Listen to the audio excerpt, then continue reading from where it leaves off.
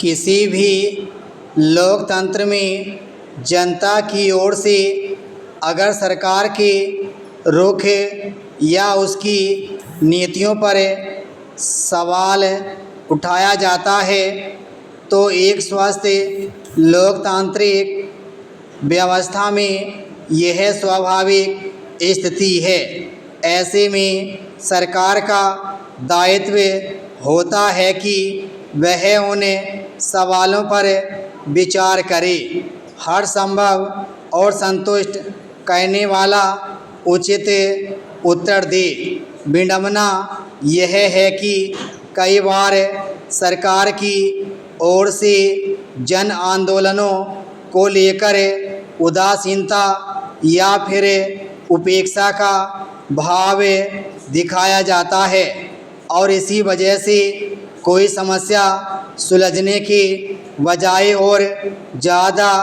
जटिल हो जाती है। नीट परीक्षा में गड़बड़ी के विरोध में जब युवाओं ने दिल्ली के जंतर मंतर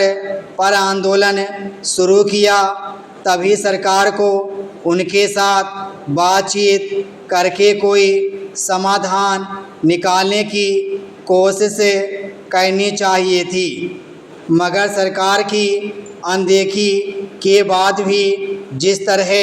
लोगों ने इस मसले पर केंद्रीय शिक्षा मंत्री के इस्तीफे की मांग को उठाना जारी रखा है, उससे साफ है कि वे फिलहाल इसे एक प्रतीकात्मक हल की तरह देख रहे हैं। हैरानी की बात है कि सरकार को आंदोलनकारियों के साथ संवाद स्थापित करके कोई रास्ता निकालना जरूरी नहीं लग रहा। हालांकि सरकारी उदासीनता के बावजूद प्रश्न पत्र लीक होने और परीक्षा रद्द होने के मुद्दे पर शुरू हुआ आंदोलन अभी जारी है और अब कई नेता भी वहां अपनी उपस्थिति दर्ज कर रहे हैं। मगर इस बीच पर्यावरण कार्यकर्ता सोनम वांगचुक के आंदोलन के साथ जुड़ने और अनिश्चितकालीन भूख हड़ताल पर बैठने के बाद जंतर मंतर पर युवाओं के आंदोलन को नई गति मिली है और वे अपनी मुख्य मांग पूरी करने पर जोर दे रहे हैं। मगर यह चिंता की बात है कि करीब 3 हफ्ते से लगातार अनशन पर रहने की वजह से जहां सोनम वांगचुक की सेहत में लगातार गिरावट आ रही है, वहीं सरकार को उनसे